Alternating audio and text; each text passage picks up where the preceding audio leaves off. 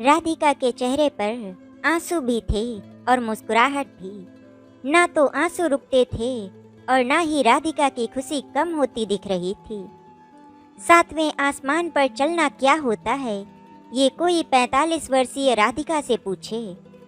उसके मोबाइल पर बधाई संदेश लगातार आ रहे थे और उसके फ्लैट में पड़ोसियों का आना जाना जारी था।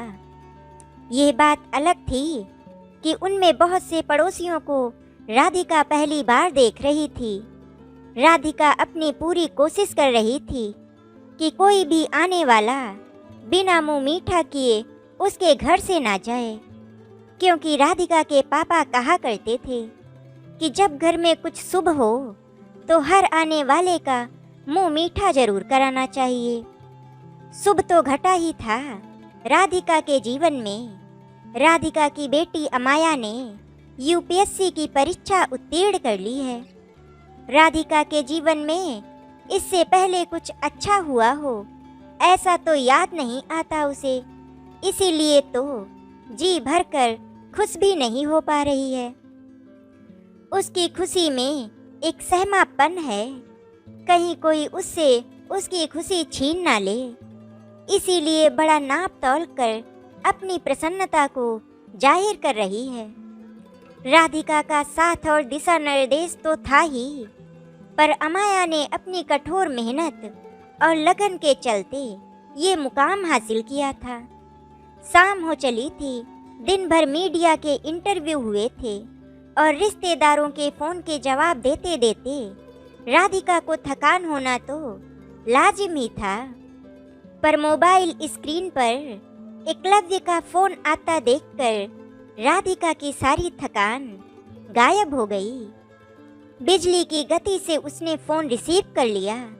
बधाई हो राधिका, अब तुम एक कुशल माली बन गई हो।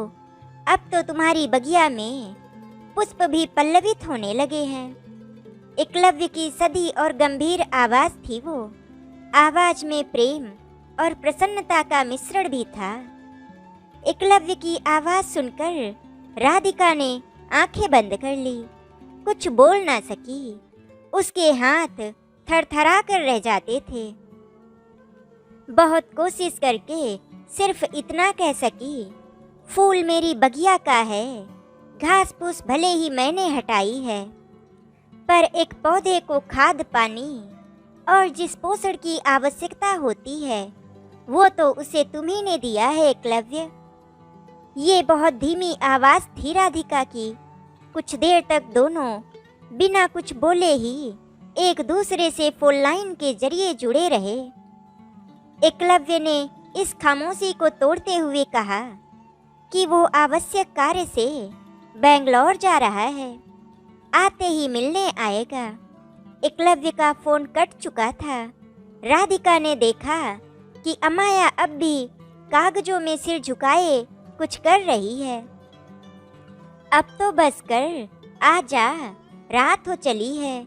माँ की आवाज़ सुनकर अमाया ने अभी आ रही हूँ कहकर बात को टाल दिया और फिर अपने कागजों में व्यस्त हो गई। राधिका बिस्तर पर लेट गई थी। उसके कानों में पड़ोसियों के स्वर गूंज रहे थे। कोई कह रहा था, इतनी काबिल लड़की का रिश्ता तो खुद लड़के वाले मांगने आएंगे।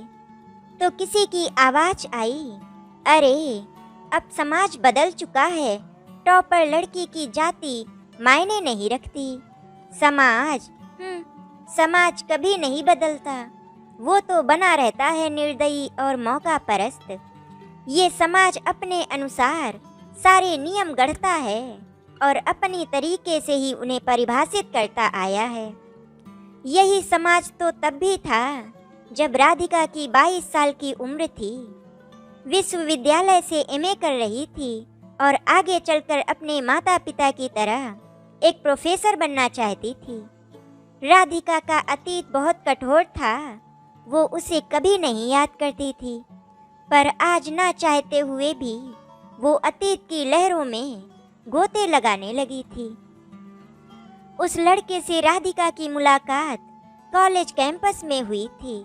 एकलव्य शुक्ला नाम था उसका।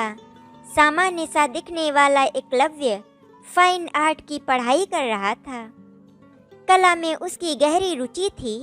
उसकी यही रुचि अपने को और भी तब दिखाई देती जब विश्वविद्यालय में कोई सांस्कृतिक कार्यक्रम होना होता। स्टेज की सजावट से लेकर मुख्य द्वार तक सारी सजावट का जिम्मा एकलव्य के कंधों पर ही तो होता था। और एकलव्य को तो जैसे जिम्मेदारियां ओढ़ने व उन्हें निभाने में आनंद आता था। वो बखूबी अपनी जिम्मेदारियां निभाता। इसीलिए सभी प्रोफेसर और लड़कियां उसे बहुत पसंद करते थे। राधिका को लेखन का शौक तो था और वो किताबों और समाचार पत्रों में आर्टिकल्स आदि लिखा भी करती थी, पर उसे मूर्ति या चित्रकला में अधिक रुचि नहीं थी। पता नहीं अब इस पत्थर की मूर्ति में क्या अच्छा लगता है लोगों को। ना तो इसका कहीं सिर है और ना ही पैर। बस लोग अपने को अलग और मॉडर्न दिखाने को कुछ भी पसंद करते हैं। कागज पर किसी भी तरह के फैले हुए रंग को पेंटिंग कहने लगते हैं। राधिका ने कैंपस के बीचों बीच एक मूर्ति को देखते हुए कहा तो पीछे खड़ा हुआ एकलव्य हंस पड़ा था और हंसकर खुद ही मूर्ति कला की विशेषताएं राधिका को बताने लगा था। राधिका एकलव्य के हाव भाव को बड़े ही गौर से देख रही थी। कितनी लगन और सच्चाई दिख रही थी एकलव्य की बातों में, जैसे मूर्तिकला के बारे में सब कुछ उसे आज ही बता देना चाहता हो। ये पहली मुलाकात थी उन दोनों की। राधिका इम्प्रेस हुए बिना नहीं रह सकी थी। एक दिन राधिका अपनी सहेलियों के साथ टैगोर लाइब्रेरी के बाहर वाले लॉन में घास पर बैठी हुई नाश्ता कर रही थी कि अचानक से वहां पर एकलव्य पहुंच गया और बड़ी ही बेपरवाही से राधिका के टिफिन से एक निवाला निकाल कर खाने लगा। ये देखकर राधिका बुरी तरह चौंक गई, क्योंकि वो जाति से लोहार थी जबकि एकलव्य ब्राह्मण था। पर एकलव्य को उसकी जाति से कुछ लेना देना नहीं था, क्योंकि वो तो राधिका से सच्चा प्रेम कर बैठा था और सच्चा प्रेम कभी जाति धर्म नहीं देखता। ये सब देखने और जातियों के बाबत निर्णय देने के लिए समाज तो है ही। एकलव्य की इसी अंदाज से राधिका को और भी आकर्षित कर लिया था। उनकी इस पसंद को प्रेम में बदलते देर नहीं लगी और अन्य प्रेमियों की तरह एकलव्य और राधिका को भी अपने प्रेम को विवाह में बदलने की शीघ्रता होने लगी। पर उन्हें पता था कि उनके बीच आर्थिक और जातीय मान्यताओं को मानने वाला रूढ़िवादी समाज का अभेद किला है, जिसे गिराना आसान नहीं होगा। और इसी समाज की दुहाई एकलव्य के पिताजी ने उसे दी और दोनों परिवारों के बीच का आर्थिक अंतर भी समझाया। जाति की लोहार राधिका से शादी करने को मना कर दिया। एकलव्य के पिता का कपड़े का कारोबार था और एकलव्य अभी आर्थिक रूप से स्वतंत्र ना था, इसीलिए पिताजी का विरोध नहीं कर सका। अपने ही प्रेम का डैम तोड़ते हुए देखा था उसने। राधिका के पिताजी रिटायर हो चुके थे और जल्द से जल्द बेटी की जिम्मेदारी से मुक्त होना चाहते थे, इसीलिए उन्होंने राधिका पर शादी करने का दबाव डाला। आज शायद राधिका की माँ जिंदा होती तो अपने मन का दुख वो उनसे कह लेती, पर पिताजी से वो अपने प्रेम के बारे में क्या कहे। राधिका जान चुकी थी कि वो एक लोहार परिवार से होने के नाते ब्राह्मण परिवार की बहू तो नहीं बन सकती, इसीलिए अनमने मन से ही सही पर उसने भी शादी के लिए हाँ कर दी। आज एकलव्य और राधिका ने आखिरी मुलाकात की, जिसे सबसे अधिक चाहा जाए। जब वो ही हासिल ना हो तो जीने से क्या लाभ। निराश थी राधिका। एकलव्य भी टूटा हुआ था, पर वो जानता था कि उसे कमजोर नहीं पड़ना है, नहीं तो राधिका और टूट जाएगी। इसीलिए उसने राधिका को समझाने का प्रयास किया। और उस पर भले ही इमोशंस हावी थे, पर वो भी जीवन की सच्चाई जानती तो थी ही। इसीलिए उन दोनों ने मुस्कुराकर भारी मन से विदा ली। जाते समय एकलव्य ने कहा कि चूंकि तुम उसके पिता का बिजनेस इसी शहर में है, इसीलिए जब भी वो मायके आए तब उससे मुलाकात जरूर करे। पर राधिका ने ऐसा करने से साफ मना कर दिया। अब तुम मेरे हृदय की धड़कन बन चुके हो, जो हर पल हमारे शरीर में रहती है, पर धड़कन से प्रत्यक्ष मिलना नहीं हो पाता। और वैसे भी मुझे भारतीय नारी के पतिव्रत धर्म का पालन भी तो करना है, इसीलिए शादी के बाद तुमसे मिलना ठीक नहीं होगा। ये बात कठोर जरूर थी, पर राधिका ने जानबूझकर ऐसे नाटकीय अंदाज में कही कि माहौल हल्का फुल्का हो गया। राधिका ने एकलव्य के सामने ही उसका मोबाइल नंबर भी डिलीट कर दिया। राधिका का विवाह हो गया। वो पिताजी को अकेला छोड़ आई। राधिका अधीर हो रही थी, पर पिताजी की शिक्षाओं ने ही उसे धैर्य रखना सिखाया था। राधिका के पति राम एक प्राइवेट कंपनी में मैनेजर थे और अच्छी सैलरी के चलते अच्छा लाइफ स्टाइल था उनका। प्रकृति स्त्रियों को सहज ही हर माहौल को स्वीकारने और उसमें ढलने का स्वभाव देती है। शादी के 2 साल बीत गए थे, पर इन 2 सालों में राधिका एकलव्य को भूल नहीं पाई थी। भला धड़कन को हृदय से निकाल देने पर तो जो भी बचेगा वो तो मृत ही होगा ना। राधिका भी धीरे धीरे ससुराल में खुश रहने का प्रयास कर रही थी। राम भी राधिका की हर बात का ध्यान रखते और समय मिलने पर ढेरों बातें करते, और राम की खुशी अपने चरम पर पहुंच गई थी जब उसे ये पता चला कि राधिका गर्भवती है। मैं पढ़ाई लिखाई करके भी सरकारी नौकरी नहीं पा सका, पर अपने होने वाले बच्चे को इस काबिल बनाऊंगा कि वो एक सरकारी नौकरी जरूर कर सके। राधिका ने एक बेटी को जन्म दिया। राम और उनके माता पिता ने नन्ही बिटिया का खुले मन से स्वागत किया और परिवार में ढेरों खुशियां छा गईं।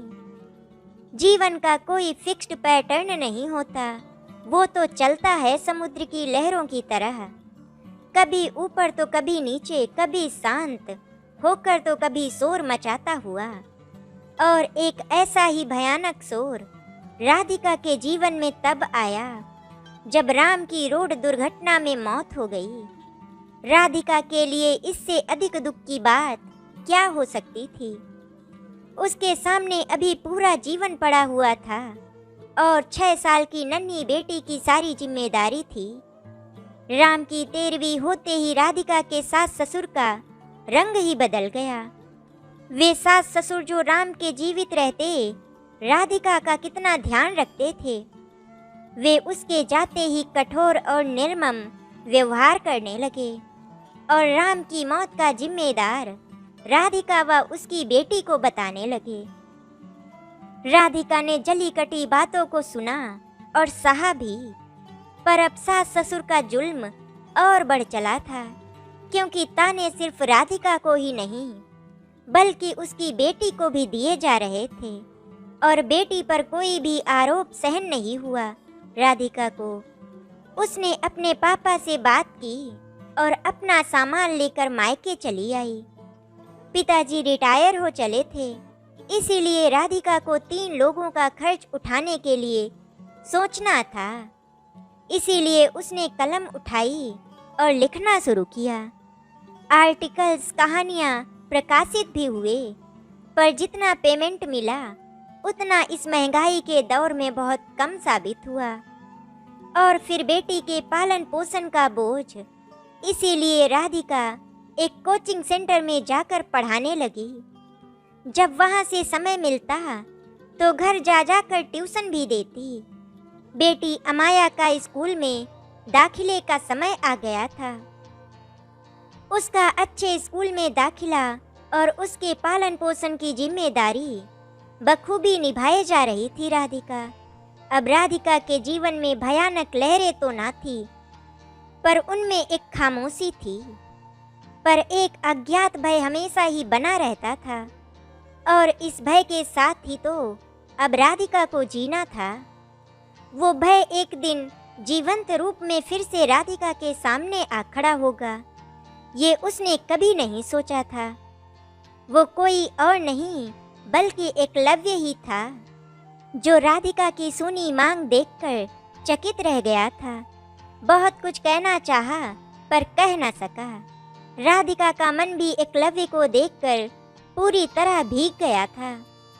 मॉल में कितनी गहमा गहमी थी, पर वे दोनों भीड़ में भी एक दूसरे से मौन संवाद कर रहे थे, और एकलव्य कब, कैसे, क्यों जैसे सवाल अपने आप से ही किए जा रहा था। वे एक रोड एक्सीडेंट में गला रूंध गया था राधिका का। एकलव्य ने बेटी को पुचकारा। कुछ समझ न आता देख राधिका मॉल से बाहर जाने लगी, पर नन्ही अमाया अभी और घूमना चाहती थी। शायद एकलव्य भी यही चाह रहा था कि राधिका से कुछ और बातें कर सके, पर राधिका बाहर की ओर निकल गई। एक विधवा के मन में किसी दूसरे पुरुष का ध्यान भी नहीं आना चाहिए। समाज की बनाई हुई इसी मान्यता के नाते अपने आप को दोषी मान रही थी राधिका, पर उसके मन में तो एकलव्य को कभी अलग माना ही नहीं था। तो फिर उसका ख्याल आने में भला क्या दोष। मॉल में हुई मुलाकात के ठीक 10 दिनों बाद एकलव्य राधिका के घर आ पहुंचा। अमाया के लिए कुछ गिफ्ट और चॉकलेट लेकर आया था वो, और राधिका व उसके पिता के सामने ही सीधे तरीके से उसने अपनी बात रख दी। मैंने अभी तक विवाह नहीं किया, अगर तुम चाहो तो मैं तुम्हारे साथ बाकी का जीवन जीने को तैयार हूँ। एकलव्य ने इतना कहकर लंबी सांस ली थी, मानो कोई बोझ उतार दिया हो उसने। एक विधवा लड़की के पिता के लिए यह प्रस्ताव काफी सुकून देने वाला था, पर राधिका ने किसी भी प्रकार के रिश्ते को अपनाने से इनकार कर दिया। उसके मुताबिक वो इतना आराम से कमा लेती है कि अपनी बेटी को पढ़ा लिखा सके और अपने पिता का ध्यान रख सके। एकलव्य ने सोचा था कि एक बच्चे वाली विधवा उससे शादी के लिए सहर्ष राजी हो जाएगी, पर ऐसा नहीं हुआ। एकलव्य इस बात से आहत नहीं हुआ, बल्कि राधिका के लिए उसके मन में प्यार और गहरा हो गया। कम से कम मेरी पुरानी दोस्ती को ध्यान में रखते हुए अपना मोबाइल नंबर ही दे दो, कभी कभी बात कर लूँगा। सकुचाते हुए राधिका से नंबर मांग लिया था एकलव्य ने। 4 दिनों बाद ही राधिका के मोबाइल पर एकलव्य का फ़ोन आया। एकलव्य ने कहा कि उसके एक दोस्त जो थिएटर में नाटकों का मंचन करते हैं, उन्हें हमेशा ही नई स्क्रिप्ट की आवश्यकता होती है। अगर राधिका कुछ अच्छी कहानियाँ लिख दिया करे तो उसके बदले में उसे अच्छे पैसे मिल जाया करेंगे। एकलव्य का उसके जीवन में इस तरह से बहुत ज़्यादा दखल राधिका को थोड़ा असहज जरूर कर रहा था, पर स्क्रिप्ट लिखने में उसे कुछ बुराई नज़र नहीं आई। इसीलिए उसने हाँ कर दी और नए ढंग की कहानियाँ लिखने पर काम शुरू कर दिया। धीरे धीरे आर्थिक हालात अब अच्छे हो चले थे। इस बीच एकलव्य अप्रत्यक्ष रूप से हर संभव मदद करने की कोशिश करता। मसलन राधिका के मकान के निचले तल को किराए पर देने में उसका योगदान रहा था, और अमाया की पढ़ाई संबंधी हर सहायता करता। अमाया भी एकलव्य से खूब लगाव रखती थी। अमाया अब इंटरमीडिएट की पढ़ाई कर चुकी थी और यूपीएससी की तैयारी करने के लिए कोचिंग करना चाहती थी। एकलव्य ने अपने पैसों से ही अमाया का दाखिला सबसे अच्छे कोचिंग इंस्टीट्यूट में करा दिया, और जब राधिका ने फीस लेने से मना किया तो एकलव्य ने झूठ बोल दिया कि फीस की कोई बात नहीं है, अपने एक दोस्त का ही कोचिंग इंस्टीट्यूट है। एकलव्य का एक विधवा के घर आना जाना मोहल्ले वालों को अखड़ तो रहा था, कानाफूसी भी जारी थी, पर अब राधिका और एकलव्य को इन लोगों से कोई फर्क नहीं पड़ रहा था, क्योंकि वे जानते थे कि उन दोनों के बीच युवावस्था का प्रेम अब और भी प्रौढ़ हो चुका था, जिसमें शारीरिक आकर्षण से ज्यादा मन की सुंदरता को महत्व दिया जाता है। अतीत को सोचते सोचते राधिका कब सो गई वो जान नहीं सकी। अगले दिन थोड़ी देर से जागी तो अमाया घर में नहीं थी, शायद पापा के साथ घूमने गई होगी। बुदबुदाई थी राधिका, मम्मा राजश्री के घर आई हूँ, कुछ ही समय में घर पहुँचती हूँ। फोन कर दिया था अमाया ने। घर के कामकाज में व्यस्त हो गई थी राधिका। ठीक 9 बजे कॉल बेल बजी तो राधिका ने दरवाजा खोला। देखा तो सामने उसके पापा एकलव्य और अमाया खड़े थे। दोनों के चेहरे पर मुस्कान थी। वे तीनों अंदर आकर सोफे पर बैठ गए। एकलव्य के हाथ में एक मूर्ति थी। एकलव्य ने उस पर ओढ़ाया हुआ कपड़ा हटाया तो राधिका ने देखा कि वो एक स्त्री की मूर्ति थी। लो राधिका, इस मूर्ति के पैर भी हैं, मुंह भी, और चेहरे में नाक कान आंखें भी हैं। राधिका के चेहरे से मिलता जुलता चेहरा था उस मूर्ति का। राधिका को समझते देर नहीं लगी कि ये उसी की मूर्ति है। सुंदर तो लगी होगी, पर अभी इस मूर्ति में एक कमी है। एकलव्य ने ये कहते हुए डब्बी से एक चुटकी सिंदूर निकालकर मूर्ति के बालों के बीच की सुनी मांग में भर दिया। राधिका ने पलकें झुका ली। उसके चेहरे पर गुलाबी आभा थी। अमाया खुशी से तालियां बजा रही थी। राधिका के पापा के हाथ आशीर्वाद की मुद्रा में उठ गए थे। आशा करती हूँ आपको हमारी कहानी अच्छी लगी होगी। अगर आपको हमारी कहानी अच्छी लगी तो वीडियो को लाइक एंड शेयर करें, चैनल को सब्सक्राइब करें। वीडियो देखने के लिए आपका धन्यवाद।